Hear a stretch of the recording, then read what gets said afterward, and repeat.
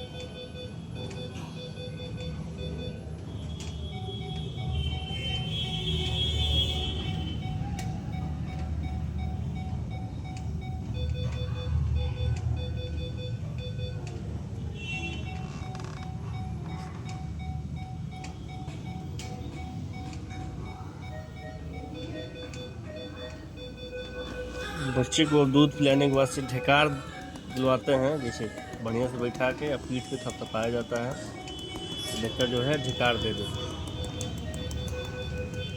आराम आराम से धीरे धीरे थपथपाया जा रहा है।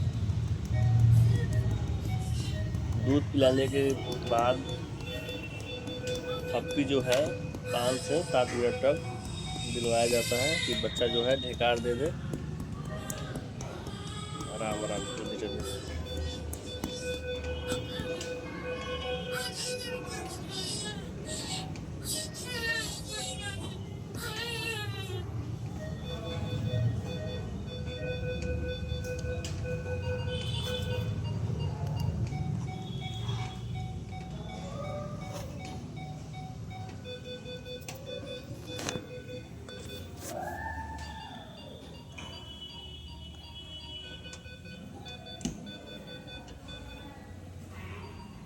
दूध पीने के बाद से आराम से सोया है लोग।